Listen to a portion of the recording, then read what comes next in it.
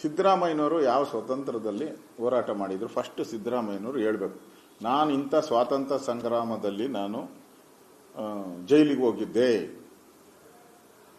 ನಾನು ರಾಷ್ಟ್ರಧ್ವಜ ಹಿಡ್ಕೊಂಡು ಮೆರವಣಿಗೆ ಮಾಡಿದ್ದೆ ಅಂತ ಫಸ್ಟ್ ಹೇಳಿ. ಅದು ಬೇಡ, ಎರಡನೇ ಸ್ವಾತಂತ್ರ್ಯ ಸಂಗ್ರಾಮ ಆಯ್ತಲ್ಲ, ಎಮರ್ಜೆನ್ಸಿ ಅವಾಗೂ ನಾಪತ್ತೆ ಈ ಮನುಷ್ಯ. ಅವಾಗೂ ಬರಲಿಲ್ಲ, ಅವಾಗ ಕಾಂಗ್ರೆಸ್ ಅಲ್ಲಿ ಇರಲಿಲ್ಲ, ವಿರೋಧ ಪಾರ್ಟಿಯಲ್ಲಿದ್ರು, ಅವಾಗೂ ಪತ್ತೆ ಇಲ್ಲ. ಮೊದಲನೇ ಸ್ವಾತಂತ್ರ್ಯ ಸಂಗ್ರಾಮದಲ್ಲೂ ಪತ್ತೆ ಇಲ್ಲ ನೀವು, ಎರಡನೇ ಸ್ವಾತಂತ್ರ್ಯ ಸಂಗ್ರಾಮದಲ್ಲೂ ನೀವು ಪತ್ತೆ ಇಲ್ಲ. ಈಗ RSS ಎಲ್ಲೋಗಿತ್ತು, ಬಿಜೆಪಿ ಎಲ್ಲೋಗಿತ್ತು ಅಂತ ಕೇಳ್ತೀರಾ. ಈಗಿರೋ ಯಾವ ಕಾಂಗ್ರೆಸ್ ಅವರು ತೋರಿಸಿ, ಯಾರೋ ಹೋಗಿರೋರು ಸ್ವಾತಂತ್ರ್ಯ ಸಂಗ್ರಾಮದಲ್ಲಿ ಪಾಲ್ಗೊಂಡಿರುವಂತ ಕಾಂಗ್ರೆಸ್ ಅವರು ಯಾರು? ಅಪ್ಪ ಅವ್ರು ಪುಣ್ಯಾತ್ಮರು ಇದ್ರು, ಮಹಾತ್ಮ ಗಾಂಧೀಜಿಯವರು ಅವರು ಮಾಡಿದ್ದಷ್ಟೇ. ಅವ್ರು ಹೇಳಿದ್ರಲ್ಲ, ಕಾಂಗ್ರೆಸ್ ಡಿಸಾಲ್ವ್ ಮಾಡಿ ಅಂತ ಹೇಳಿದ್ರು. ಮಾಡಿದ್ರ ನೀವು? ಮಾಡಲೇ ಇಲ್ಲ. ಸ್ವಾತಂತ್ರ್ಯ ಯೋಧರಿಗೆ ಏನ್ ಬೆಲೆ ಕೊಟ್ರಿ ನೀವು? ಡಿಸಾಲ್ವ್ ಮಾಡಿ ನಮ್ಮ ಸ್ವಾತಂತ್ರ್ಯಕ್ಕೋಸ್ಕರ ಕಾಂಗ್ರೆಸ್ ಪಾರ್ಟಿಯನ್ನ ನಾವು ಪ್ರಾರಂಭ ಮಾಡಿದ್ದು, ನಮ್ಗೆ ಸ್ವಾತಂತ್ರ್ಯ ಸಿಕ್ತು, ಡಿಸಾಲ್ವ್ ಅಂದ್ರು. ನೀವು ಮಾಡಿದ್ರ?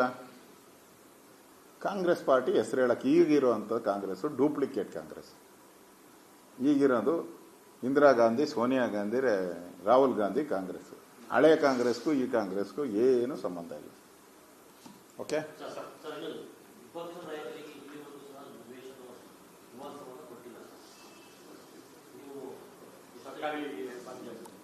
ವಿಪಕ್ಷ ಇಬ್ಬರಿಗೂ ಕೊಟ್ಟಿಲ್ಲ, ಮೇಲ್ಮನೆಗೂ ಕೊಟ್ಟಿಲ್ಲ, ಕೆಳಮನೆಗೂ ಕೊಟ್ಟಿಲ್ಲ.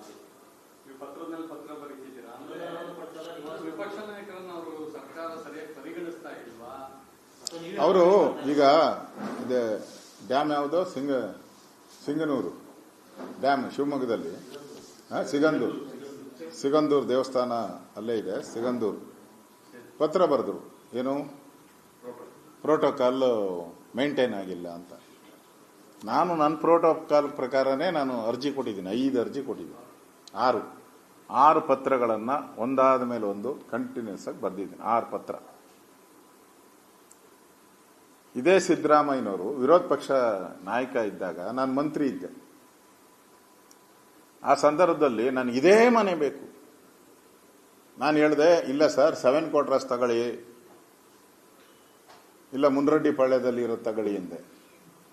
ಹತ್ರ ಅಲ್ಲಿ ಎಲ್ಲ ಅವರೇ ಇರೋದು.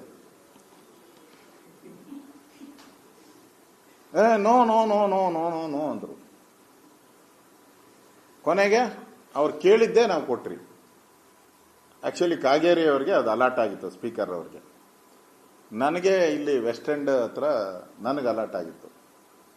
ನನಗೆ ಮುಖ್ಯಮಂತ್ರಿಗಳು ಫೋನ್ ಮಾಡಿ, ಯಡಿಯೂರಪ್ಪನವರು, ನೀನು ಬೇಡ, ನೀನು ಅದು ವೆಸ್ಟ್ ಎಂಡ್ ಬಿಟ್ಕೊಡು, ಅದು ಕಾಗೇರಿಗೆ ಕೊಡ್ತೀರಿ, ಕಾಗೇರಿ ಇದನ್ನ ಸಿದ್ದರಾಮಯ್ಯನವ್ರು ಕೊಡ್ತೀರಿ ಅಂತೇಳಿ ಅವ್ರು ಕೇಳಿದ್ದನ್ನೇ ಕೊಟ್ಟಿದ್ದೀರಿ. ಹಂಗನ್ಬಿಟ್ಟು ನಾನು ಅದೇ ಬೇಕು ಅಂತ ಕೇಳಿಲ್ಲ, 3 ಚಾಯ್ಸ್ ಕೊಟ್ಟಿದ್ದೀನಿ ನಾನು. 3 ಚಾಯ್ಸ್, 3ರಲ್ಲಿ 1 ಮಾಡಿ ಅಂತ ಹೇಳಿ ಕಳೆದ 2 ವರ್ಷದಿಂದ ಪತ್ರದ ಮೇಲೆ ಪತ್ರ ಬರೀತಾ ಇದ್ದೀನಿ. ಆದರೂ ನನಗೇನು ಕೊಟ್ಟಿಲ್ಲ, ಮನೇನೂ ಕೊಟ್ಟಿಲ್ಲ. ಇವರು ದೊಡ್ಡ ಪ್ರಜಾಪ್ರಭುತ್ವ ಬಗ್ಗೆ, ಡೆಮಾಕ್ರಸಿ ಬಗ್ಗೆ ಬುದ್ಧಿವಾದ ಹೇಳ್ತಾರೆ, ಪ್ರೋಟೋಕಾಲ್ ಬಗ್ಗೆ, ನೀತಿ ಸಂಹಿತೆ ಬಗ್ಗೆ ದೊಡ್ಡ ದೊಡ್ಡ ಭಾಷಣ. ಪ್ರಧಾನಿಗೂ ಪತ್ರ ಬರೀತಾರೆ, ನೀತಿ ಸಂಹಿತೆ ಹೆಂಗಿರಬೇಕು, ಪ್ರೋಟೋಕಾಲ್ ಹೆಂಗಿರಬೇಕು ಅಂತ ಪ್ರಧಾನ ಮಂತ್ರಿಗೂ ಲೆಟರ್ ಬರೀತಾರೆ. ಪ್ರೋಟೋಕಾಲ್ ಮೇಂಟೈನ್ ಮಾಡ್ತಾ ಇಲ್ಲಲ್ಲ, ನೀವೇ ಪ್ರೋಟೋಕಾಲ್ ಮೇಂಟೈನ್ ಮಾಡ್ತಾ ಇಲ್ಲ. ಒಬ್ಬ ವಿರೋಧ ಪಕ್ಷದ ನಾಯಕನಿಗೆ ನಾನು ಹೇಳ್ದೆ, ನೀವ್ ಯಾವ ತಗೊಂಡಿದಾರೆ ಅದೇ ಕೊಡಿ, ನಿಮ್ದು ನೀವ್ ಯಾವ ಮನೆ ತಗೊಂಡ್ರೆ ಅದೇ ಕೊಡಿ ಅಂದ್ರೂ ಕೊಡಲ್ಲ ಅಂತಿರಲ್ಲ. ಕೇಳಿದ್ರೆ ಅಲಾಟ್ ಮಾಡ್ಬಿಟ್ಟಿದ್ದೀರಿ ಅಂತ. ನಾವು ಅಲಾಟ್ ಮಾಡಿದ್ನ ಬಿಟ್ಕೊಟ್ಟಿದ್, ನಾವು ಅಲಾಟ್ ಆಗಿದ್ನ ಚೇಂಜ್ ಮಾಡಿ ಕೊಟ್ಟಿದ್ದೀರಿ ಅವ್ರಿಗೆ. ನೀವು ಆ ಥರ ಸೌಜನ್ಯ ಮಾಡಬೇಕಾಯ್ತಲ್ಲ. ಆ ಥರ ಡೆಮಾಕ್ರಸಿಯಲ್ಲಿ ಆಡಳಿತ ಮತ್ತು ವಿರೋಧ ಪಕ್ಷ ಅವೆರಡನ್ನು ಕೂಡ ಒಂದು ಎತ್ತಿನ ಗಾಡಿಗೆ 2 ಎತ್ತುಗಳಿದ್ದಂಗೆ, ಅದು 2 ಸರಿಯಾಗಿ ಹೋಗ್ಬೇಕು. ನೀವು ಇಲ್ಲೇ ಅವಮಾನ ಮಾಡ್ತಾ ಇದ್ದೀರಲ್ಲ, ಮತ್ತೆ ಕೇಂದ್ರಕ್ಕೆ ಯಾಕೆ ಕೇಳ್ತೀರಾ? ಪತ್ರಗಳ ಮೇಲೆ ಪತ್ರ ಬರೆದು ಅನ್ಯಾಯ ಅಂತ ಕೇಳ್ತೀರಲ್ಲ. ಅಗೌರವ, ಶಿಷ್ಟಾಚಾರ ಉಲ್ಲಂಘನೆ ಅಂತ. ಈಗ ಶಿಷ್ಟಾಚಾರ ನೀವೇ ಉಲ್ಲಂಘನೆ ಮಾಡಿದಿರಲ್ಲ. ಶಿಷ್ಟಾಚಾರ ಅವ್ರು ಮೊನ್ನೆ ಉಲ್ಲಂಘನೆ ಮಾಡಿದ್ದಾರೆ ಅಂತ ಹೇಳಿದಿರ. ನೀವು 2 ವರ್ಷದಿಂದ ಶಿಷ್ಟಾಚಾರ ಉಲ್ಲಂಘನೆ ಮಾಡ್ಕೊಂಡೇ ಬಂದಿದ್ದೀರಲ್ಲ. ಅದರಿಂದ ಹೇಳೋದೊಂದು ಮಾಡೋದೊಂದು ಆಗಬಾರ್ದು. ಸರಿ, ಶಿಷ್ಟಾಚಾರ ಉಲ್ಲಂಘನೆ ವಿಚಾರದಲ್ಲಿ ಯಡಿಯೂರಪ್ಪ ಮತ್ತು ಸಿದ್ದರಾಮಯ್ಯನವರ ಮಧ್ಯೆ ಒಳ ಒಪ್ಪಂದ ಆಗಿದೆ ಅಂತ ಯತ್ನಾಳ್ ಅವರು ಆರೋಪ ಮಾಡಿದ್ದಾರೆ. ಯಾವ ವಿಚಾರ? ಸಿಗಂದೂರು ವಿಚಾರ. ಸಿಎಂ ಮತ್ತೆ ಕಾಂಗ್ರೆಸ್ನ ನಾಯಕರಿಗೆ ಬರಬೇಡಿ ಅಂತ ಹೇಳಿದ್ರು. ಕಾರಣ ಏನಂತಂದ್ರೆ ಕಾಂಗ್ರೆಸ್ ಮತ್ತು ಬಿಜೆಪಿ ನಡುವೆ ಸಂಘರ್ಷ ಇದೆ, ನಾವು ಯಾವುದೇ ಒಳ ಒಪ್ಪಂದ ಮಾಡ್ಕೊಂಡಿಲ್ಲ ಅನ್ನೋ ತರ ವಿಚಾರದಲ್ಲಿ ಹೇಳಿದ್ದಾರೆ. ನನಗದ್ರ ಬಗ್ಗೆ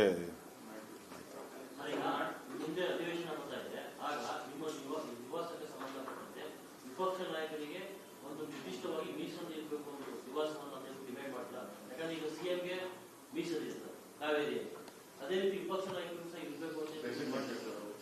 ನಾನು ಅಂಗಲಾಚಿ ಬೇಡ ಅಂತ ಸಂಸ್ಕೃತಿಯಿಂದ ಬಂದವನಲ್ಲ.